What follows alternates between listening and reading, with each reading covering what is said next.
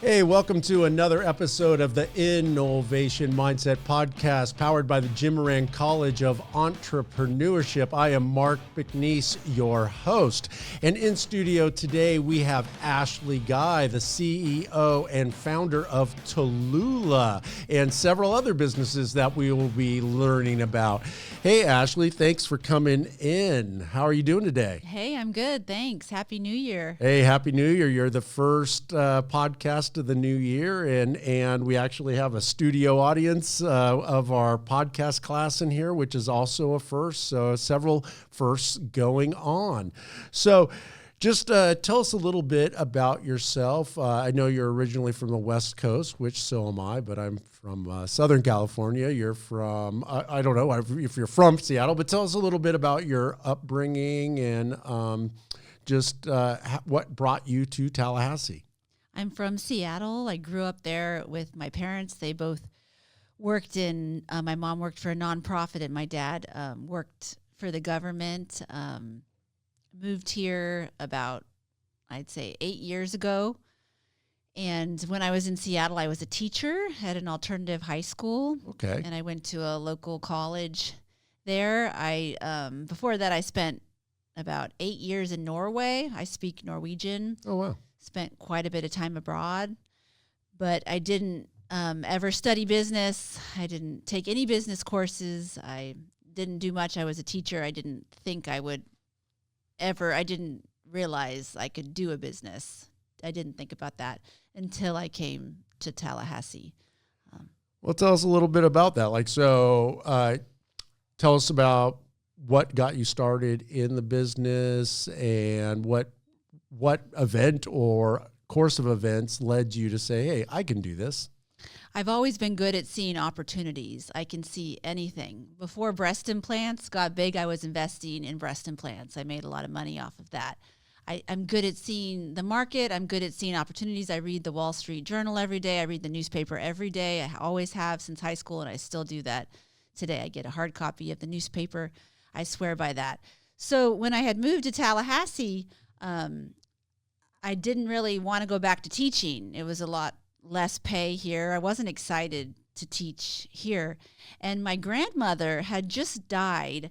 So she left her house in Seattle, Washington. She left it and it went 10 ways. So I got a tiny bit of change and I thought I was rich. I think I got a check for $30,000. Okay. And I thought, wow, what am I going to do? And I didn't know that was nothing, for a business. But I had been trying some CBD oil. I was a cheerleader in college and a gymnast and a dancer, and I have arthritis and pains and all sorts of things.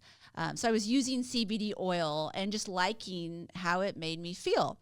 I didn't see a lot in the market at the time, and I entered the industry at the right time. It was the right time. Just like in coffee, it's best to get into coffee in the 90s, right? In Seattle, my mom was like, we need stock in this. She had no money to invest in stock, but we were like, we're drinking Seattle's best coffee. We're drinking Starbucks.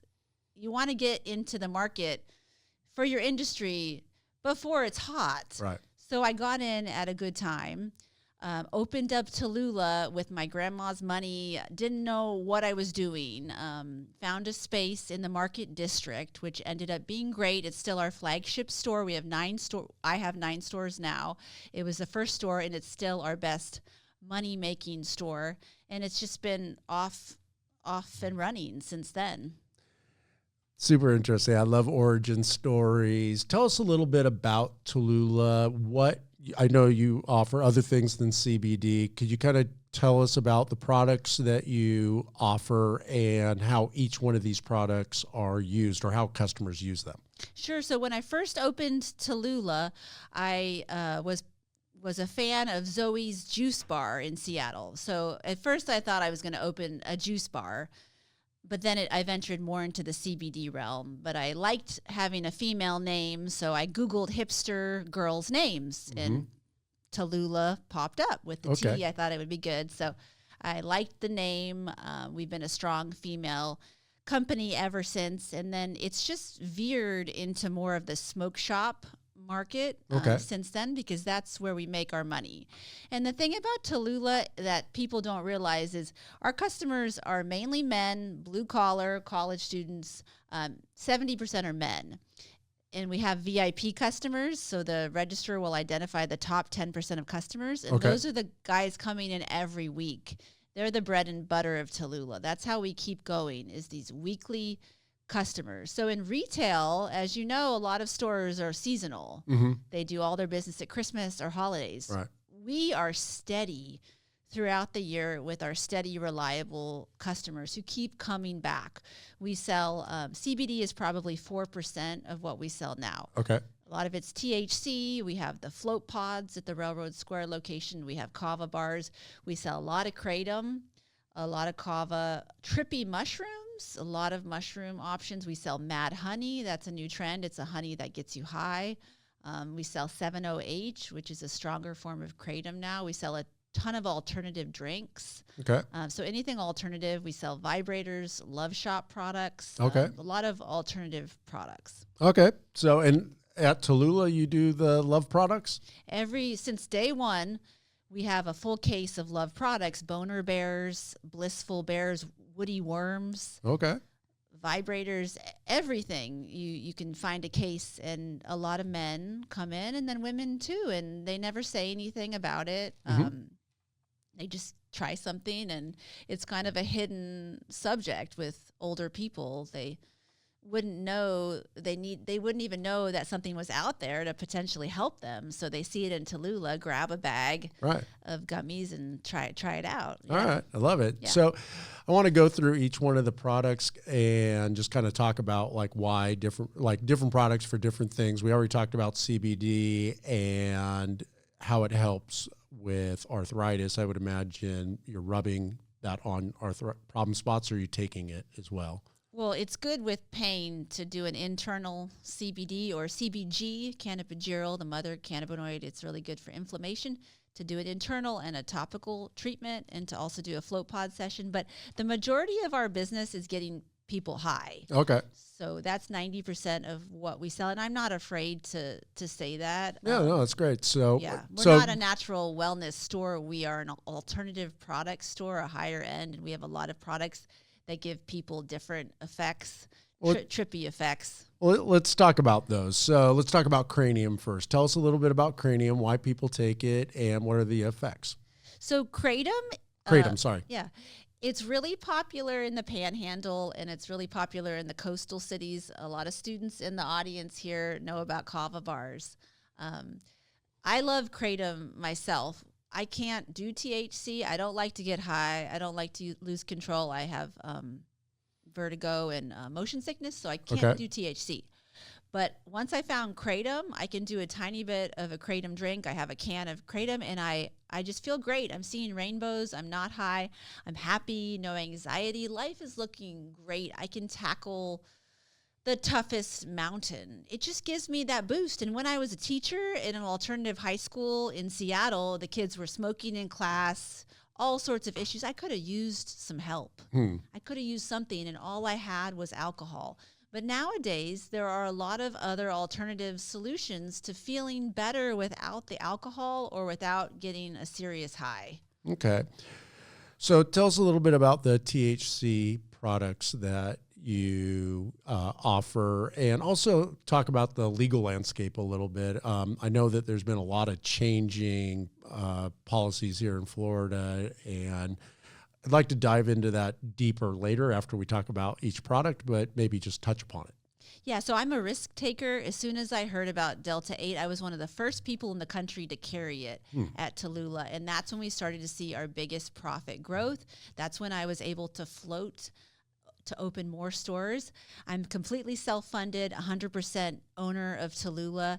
That's great. I have no private investors, never used outside money. It's all been my own, and I cycle through. So when I have a surplus of money, I use that to expand and to build the business. And even today, after 5 years, I'm still focused on rapid growth. So carrying THC products has been a true blessing for us. We sell nicotine vapes too and THC vapes. Those do really well as well. But there's all sorts of THC options. So Delta 8 is more on the lighter side. There's THCV. That's called the diet marijuana drug. So Okay. THCV is the only cannabis product that takes away your appetite. Oh, okay. So you're not hungry, and it's a really light daytime buzz. A lot of people like that for focus and for functioning. There's all sorts of THC products out there. We sell flour too. How we're able to sell all of this is because it's hemp derived. Okay. But it's very similar to the real thing. You have the cannabis plant. So from the cannabis plant, it can be the hemp or the marijuana plant. So they're both from cannabis. Hemp or marijuana, our products come from the hemp plant. Yeah. Okay. And people like our products too versus the dispensary because they don't want that serious high. If you have a guy who fell off a roof, he wants to get his medical card, he's in serious pain, he wants to get that huge THC high from the dispensary. But not everybody who's a functioning adult university professor wants to get stoned out of their mind from dispensary weed. Right. Right now, we have so many options for lighter versions that you don't even need a medical card for. So we were talking beforehand, I smoked quite a bit of weed in high school back in the 80s and things like that. And I really haven't smoked since then. I went more alcohol route and everything, managing anxiety and stuff like that.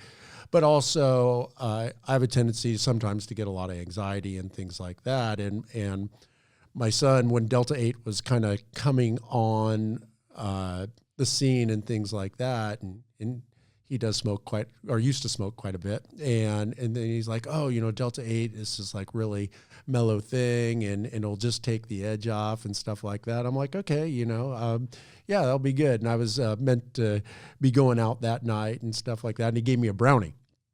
And I took the brownie and I started like realizing, I'm like, this seems a little bit heavier than I, it was a little bit more than I thought it was going to be and things like that. And I ended up not being able to go out that night because I was flat on my back, stoned out of my mind on that. So for somebody like me who doesn't necessarily, want to be watching the walls melt or anything like that, but just like, hey, you know what? I'm feeling a little bit anxious. I really don't want to take an Ativan or anxiety medicine, and I don't really want to drink or something like that. I just want to take the edge off.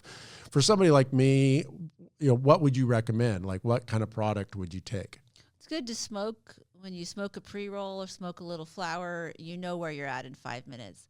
With an edible, it can be scary. You don't know the right dose, and it has an onset, so you need to wait 1 to 2 hours to see where you're at. So sometimes people overdo it with an edible. But now, after the Delta 8 hit, there's so many different milligrams. So you go into any Tallulah, you can get a 1 milligram THC dose. There's all sorts of levels of gummies, and you just start with half of a gummy, but you just want to start really low.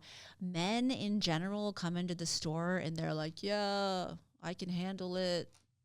They overdo it, and then they get mad at us later or send us their ER bill or, oh gosh, or, we had a politician too who said he tried a gummy, 300-pound guy. I'm not going to say the politician, but he is a local politician. A 300-pound guy, knocked on his back from a gummy, but he took too much and he took the wrong dose. Right. And every single body is different. I cannot handle THC at all. If I do CBD, it can't even have trace amounts of THC. It has to be a product from isolate. So no THC, no full spectrum, because that's me. But every body is so different. So you really have to be careful when you're starting and start really small and test it out. But smoking is a good way to do it. And a lot of people will have a pre-roll after sex now. They'll smoke a little bit, and you don't take the inhales like you used to. It's not in your chest where you're doing this big inhale like in the movies. You just take a little inhale in your mouth like you're smoking a cigar. Right. And then you wait 5 to 10 minutes, drink some water. If it burns your throat and you're coughing, you didn't do it right. You took it in too deep. So there's ways to experience it and do different levels and different things and to try it out. But you really have to be careful and experiment and go slow. So do you train your people for like newbies coming in and like how do you navigate that, or how does your team navigate that to help people make the right decision for what they're trying to accomplish? It's really hard for us to hire. We like to hire people who have already worked at other smoke shops. Mm-hmm. The best person to hire is a customer as well. For example, we just had a student come work at Tallulah for 3 shifts and just no idea about everything. And unfortunately, we can't spend, a whole month training them the proper technique of a vape and how to help our customers understand. There's just so much to learn.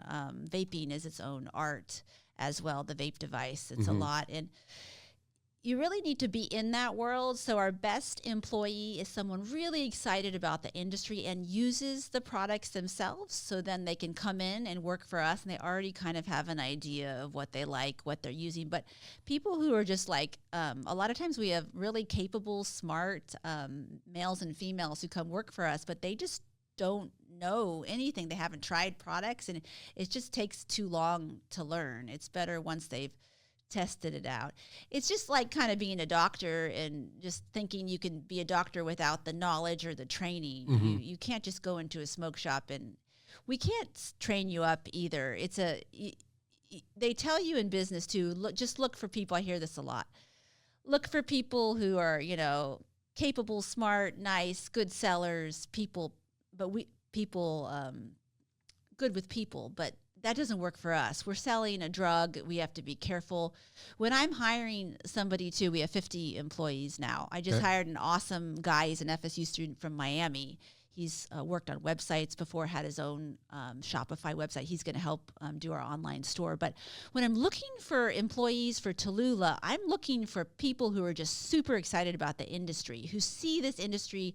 They want an opportunity, but then they also like the products. They're cool people. They've got a cool vibe. They're able to vibe with me. Like if I'm texting you, we use Signal for Tallulah to chat. If I'm texting you and I'm not enjoying like texting you, like we're not like, hey, and we're not emojiing and we're not vibing on text, we don't want to work with you. The team, we're a culture fit. Like we have our own culture. We're all kind of like, I'd say on the more scrappier side. All the people at Tallulah work hard.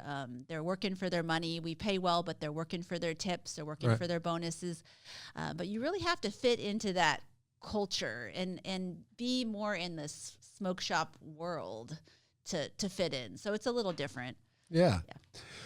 So I've seen your stores, obviously, driving around, and I've seen that in your advertising and everything that you've added mushrooms. So when I see that, and going back to the 80s and going to Grateful Dead shows and things like that, and doing shrooms, I would imagine it's not that.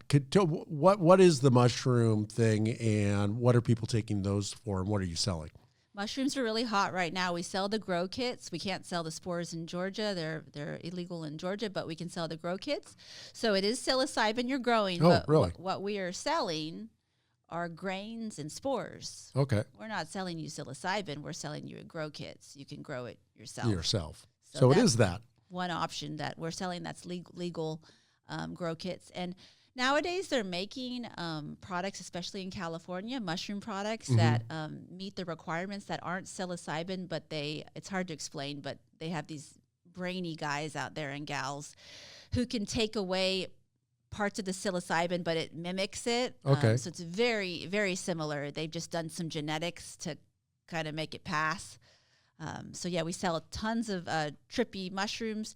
Mushrooms are great for us too, because with THC, you try to tell somebody to start slow and low. Right. But mushrooms, you start slow and they need to take more. It's usually they can take a whole chocolate bar and be fine. So it's better for us because they're like, I didn't feel anything. You just need to take another piece of chocolate, up your dose. But that's been a really fun trip since those hit. The the mushroom options. We have a lot of people coming in, so many different formulas too for that. So that's just been a blessing. And there's the functional mushrooms too we sell, which I take myself and I love. They help with focus and they're just great. Fantastic. Am I missing any products? Yeah, Mad Honey. Oh, Mad Honey. Tell us about Mad Honey. So Mad Honey is similar to trippy mushrooms. It's a psychedelic high. It's brand new. I attend conventions every year. I go to Vegas 3 times a year to the shows to pick up new products. That's where I got my first Bitcoin machines. I was lucky to be able to host Bitcoin coin flip. Bitcoin machines are the best ones, and I make a lot of money. Well, not the past 2 days you have it. Well, hosting the machine. Oh, okay. The amount of people, I'm a host for the machine. So the amount of people at FSU who can't do banking systems, who come to the Railroad Square store and use Bitcoin, it's been a great income source without passive income. Yeah, just for the audience, Bitcoin has had a hard 2 days. That's why I brought that up, and I'm in crypto. So we've had a good run. I think it's going to bounce back. But sorry, go ahead. Yeah. I just wanted to give some context. Yeah, it's fun, though, going to these trade shows because you learn a lot. Mad Honey was the latest thing. 70H is super hot right now. It's a purer form of kratom. It's amazing. We had a woman come into the Georgia store when I was there one Friday night, and she said, I have 3 kids. I can't manage my life. And I said, try some kratom. And she's been trying it ever since, and she's back. All right. She's back feeling better about her life, managing better. So we really help people to feel better. It's good. Sometimes people just need other options than alcohol. Right. Yeah. Interesting. And THC slushies are our #1 seller too. So at all our stores, we have THC slushies, and they're just super popular. That's been really great for us. And we have drinks on tap, THC drinks. So that's been hot. And that was really out of the gate you were doing that, right?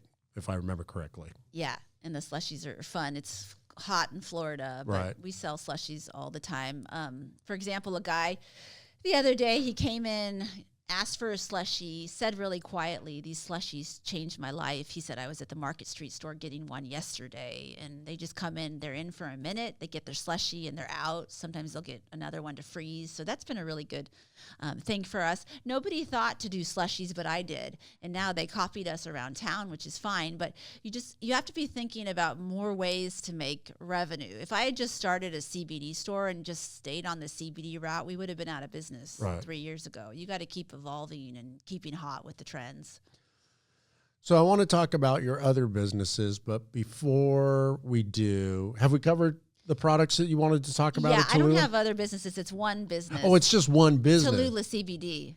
Okay. It's just one business. But we did make the Inc. 5000 list this year under our I've only had one business ever. It's Tallulah CBD, and we have these things. So when we were talking before, so it's these other product lines that you were referring to. Well, at Railroad, we have float pods. We have kava bars. I do my own product line. I have my own Tallulah product line, but it's all one LLC. Okay, but is there a different name for the kava bar in Bannerman Crossings, or is it Tallulah? Everything's Tallulah. Everything's Tallulah. Love Shop, Tallulah Kava Bar. It's all Tallulah. Gotcha. So if you went to Tallulah Love Shop, you could get your CBD, your wild honey. You get everything that you can get at all the other stores. Well, Tallulah's, it's a sex shop, will open next week, and it's the first of that. And I wanted to diversify a little bit because our love sections in each store do well. Okay. And I saw around Tallahassee, I mean, where are all the sex shops? They're disgusting. There's 3 of them I would never go in. At any other cool city, you would find good love shops like that you could go in and vibe and enjoy yourself and not be creeped out. So I saw an opportunity and I made it happen, and now we have our own love shop opening, and it has a lot of our other products too, but it also has a lot of extra love products. All right. Well, walk us through that. What's the experience of walking into Tallulah Love Shop? Like, what's the vibe that's different? What's a differentiator? Why do people want to go there versus other places? Well, it's the same concept. This is what I do really well. So if you go into any smoke shop in town, there's some guy behind the counter, maybe smelling like patchouli or fat, or I don't know. You don't want to be there. Mm-hmm. I don't feel comfortable. When you go into any Tallulah store, no matter what it is, a Tallulah store, a Tallulah kava bar, or a Tallulah love shop, you're greeted by a really nice employee. They're looking good. They're happy. They're feeling good. The store is so clean. The store looks bright and cheerful. It's in a nice neighborhood. It's got decals. Nothing is missing. You're not seeing the Hooters sign in Tallahassee that's missing a letter. You know, you're fully like, wow, this brand is committed. You're seeing the best we can do with everything. So you're just going into a nice environment. That's what people tell us all the time. Normal, your average woman, she's not going to go into a smoke shop in town. She sees a Tallulah and she's like, okay, what's going on here? Let me check it out. And then she's our regular customer. So just a different take on the concept. With a smoke shop too, everybody's like, that's a saturated market. There's a smoke shop on every corner, but I did it better. I do things better, and I'm not afraid of that. And nobody had kava bars in town. There's a few kava bars, one in College Town and one in Midtown, but I made it even nicer, the one we have in Bannerman, and I liked the lounge, and I just like taking things that people are afraid of. They're afraid of smoke shops, they're afraid of nicotine, they're afraid of love shops, they're afraid of kava bars, and I like taking that and trying something new and making it more appropriate for the masses. That's amazing. That's really, really cool. So I know that the current political landscape in Florida has not been favorable for businesses like yours. How have you navigated that? Has it been a major issue? Has it been a cause of anxiety? Could you tell us a little bit about that? I don't stress about anything. I just adapt, and I try to make more and more money and save more and more money. And you asked me before we started what lesson would I have told myself when I was younger. Save more money. When I was younger, I was getting, facials and just doing things, and I should have just been saving every penny. And because money is king. The more money you have, the more you can do with it, and the more money you can make. So the landscape isn't great, but DeSantis did give us the veto. I'm really big into our industry, so I'm friends with all the people, and I donate a lot of money to our industry lobbyists and the companies, and I testify every session. They see me there. I just had a baby, and when I was about to give birth, I was testifying, and I'm not afraid to just speak my mind. I mean, they're always trying to ban things, but there's always loopholes. So I don't think any private equity firm would ever buy a Tallulah or a smoke shop. The industry is too volatile, but I can make plenty of money off of this industry as long as it'll carry me. And vape shops have always been around. People are always going to want nicotine. That's not going to be banned. So interesting. Can you use traditional banking in your industry, or is that why you're in crypto?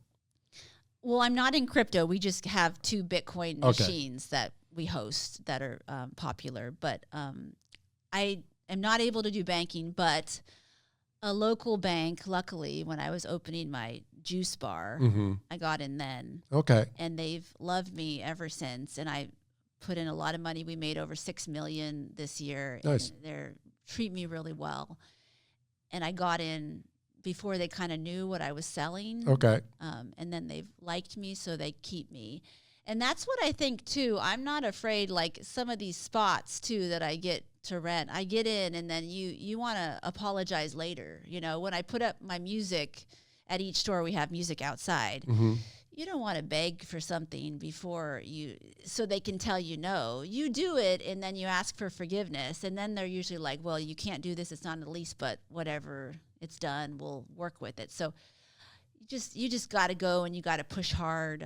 The love shop, I'm pushing hard right now. It's a hustle. Yeah, I bet. So I know that you were part of the Jim Moran Institute Small Business Executive Program. When did you go through that, and how was that experience?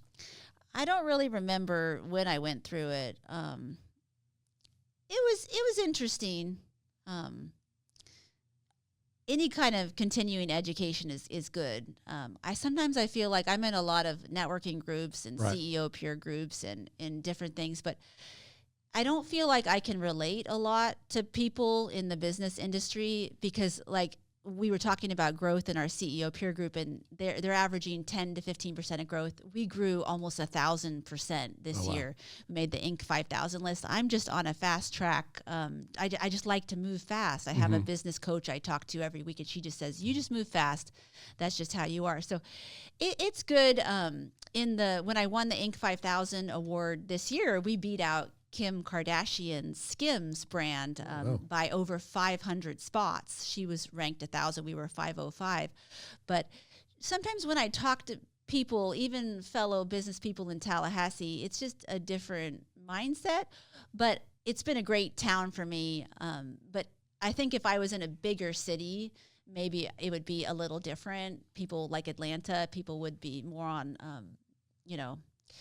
moving quickly like I am, but it's just a different model. And to understand a vape shop customer, nobody really seems to understand my customer base either, and what I'm doing to cater to that. And it's just a different type of business. It's my own business, and I've really only had this business and only know this world and this industry that I've honed. So I can't always relate to that painter in my group, right, who's, got a few employees, or in every group I'm in, there's, the photographer, the standard businesses that you go through, the landscaper, right, the photographer, the lawyer, the banker, the insurance person. I don't know. I'm a smoke shop owner. I'm getting people high every day. I'm looking for opportunities in the market that no one sees. That's what I do. So it's hard sometimes for them to relate to that. Yeah, absolutely. Yeah. It's definitely a different thing. When I started Red Eye Coffee in 2003, I don't know if Tallahassee was really ready for a high-end coffee shop, and they're like, "You're charging what? You're doing what? Why would I do that when?" And so there's a little bit of education that goes along with it, but definitely with what you're doing. And I think, unlike coffee, there's probably a lot of misinformation out there about what you do as well. And probably, fighting the pharmaceutical companies' information and stuff like that, where, being able to present a more natural product to help with some of the ails that we face with arthritis and anxiety and stuff like that, I think is an important option. Unfortunately, there's a lot of money messaging against that as well, which you're well aware of, I'm sure. Yeah, and in business too, I've just grown from 1 to 9 stores in 5 years. And every time I talk to somebody, they always say, well, when I had my first store, even my ex-husband, nobody said, keep growing. They'd always say, you don't know what you're doing, and get your first store right first. You need to really know what you're doing. And what I knew was that you need to get your customer base. So anywhere in Tallahassee, our customer base can visit a Tallulah. In the smoke shop industry, you have to get your corner territory quickly. So I was going for my market share, getting the brand out there, finding the spaces quickly versus just working on, finding myself first. So that's a little different in the smoke shop area. You need to get your territory and get your brand. And I think that's one of the things I've really enjoyed doing that I don't see a lot in Tallahassee is like branding. I didn't really know what I was doing in the beginning, but I got billboards from day one. I do mailers all the time, thousands of mailers, home mailers. I have the Tallulah. I always stick with Tallulah. And then I am in a lot of different spots around town. And then in Thomasville, in Port St. Joe, so people can see the Tallulah name and just start to do that. The Tallulah merch, we have Tallulah merchandise, and just really growing the brand. And when they see quick growth too, people think like, oh, what are they doing? What's right? How are they able to grow so quickly? And they're interested. So it's like free advertising. When we went into Midtown and I got the Sodo, the former donut spot, it was really hard to get that space. I had to really grab that space. They drove by and it just gave us more advertising for the brand. So really growing rapidly, even though it was expensive, really helped build up the brand and generate buzz and interest. We had a famous rapper come in the Railroad Square store with her tour bus this last year, and that was really exciting. So just like not being afraid to listen to everybody and just be like, well, I'm going to do the opposite and I'm going to grow quickly. And yeah, I have $300,000 on my credit card, but that'll go down. I'm getting my market share in Tallahassee. I'm, hitting this market first. Yeah. So you've mentioned a couple of things on personal growth. You talk about having a coach that you meet with once a week, which congratulations on making that investment in yourself. I think that's huge. Yeah, 3 years just on the phone. Yeah, that's fantastic. I wish more business people would do that. I wish, even starting businesses, there's a lot of wisdom out there that could help you save a lot of money from making stupid mistakes if you have a coach. So love hearing that and being part of different networking groups and things like that. Besides that, how have you fed yourself and made sure that you're growing with your business, you as a leader? Yeah, I like to attend conventions, conferences. I like to get out. I don't sleep. I work hard. It's a hustle. Since day one, it's been a little over 5 years. This is my only business. This is it for me. I just want to rock this one and go hard. I have a baby now. But the good thing now is that I have a lot of money. So I have 2 to 3 nannies at a time helping me at the house. I have plenty of helpers at the house all the time. I like to be around people anyway. So I'm having the support I need so I can do the stuff I want to do for the business. And I do a lot of stuff for the business still. I haven't given up a lot of control. I still do the hiring, a lot of the things. I have personal assistants though. On the back end helping me to get there, but it's been great. Once my coach really helped with this. She's like, why are you afraid to get a nanny? Why are you afraid to have personal assistants? And it was hard. But when you have a good team and you have smart people, it's finding the right people for these roles. So once I found good people in these roles, it really liberated me to rock the business even more.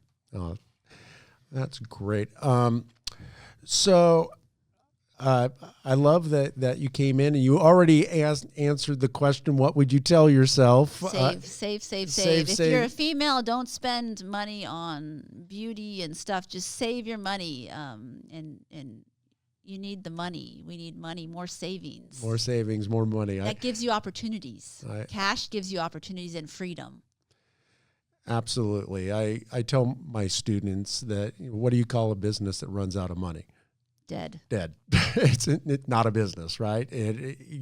You have, as long as you have money, you have runway, and money can solve or at least help you get through a lot of problems. And cash is king. Cash is king. It's a cliche, but it's a true. Keep the cash in your personal life. You need to protect yourself. If you're a woman, do not think your parents are going to bail you out or your boyfriend is going to give you cash if something goes wrong. You need the money. Well, I really appreciate you coming in. I can't wait to stop by a Tallulah and get some kava, right? Kava. It's kava. Kava or kratom. Kava or kratom, and I'll make sure that your employees know I don't want to be on my back. I want a little edge off of the anxiety. Yeah, just skip the nitrous though. Okay, I'll skip the nitrous. Well, thank you so much for coming in. I know that you have payroll, and that's always a lot of fun. But they're getting their bonuses this time, though. I have a $10,000 pot over the holidays, so the people who hustle the most, help me out the most. I have a lot of requirements. They get about $1,000 in their paycheck. These 21-year-olds are getting an extra bonus, so it's good. Well, you seem like a delightful person. I've loved talking to you, and I love your energy and just the best. And actually, just to close out, so what is the next steps for Tallulah? I mean, are you wanting to go nationwide? What's your ideas? Right now, I'm focused on my own brand, my Tallulah brand, and growing that. It's selling well. Selling online, I'm really focused on that right now. I love our website. I want to be more competitive online. And that's something I'd like to tell students too. I majored in political science and I was a teacher. If I had just majored in something web-based or had more web skills or digital creative skills. I could have done so much more. So now I'm just getting to selling online, which it's a miracle we even made the Inc. 5000 list, because we have not been selling online until now. Okay. So we were number 12 in retail in the nation in 2024 for revenue. But so having my own brand that I'm working on, it's been great. Selling online is an area that I should have been doing, a huge mistake. I could have done that and rocked that, but I didn't know what I was doing at all, and I focused on the retail side, which worked for Tallahassee. It worked well, but selling online is just so easy. It's just a lot easier, and it's easier money than having a whole store with, the expenses. Awesome. Well, thank you so much for coming in, Ashley. Thank you. Hey, thanks for tuning in to another episode of the InNOLEvation Mindset Podcast, powered by the Moran College of Entrepreneurship.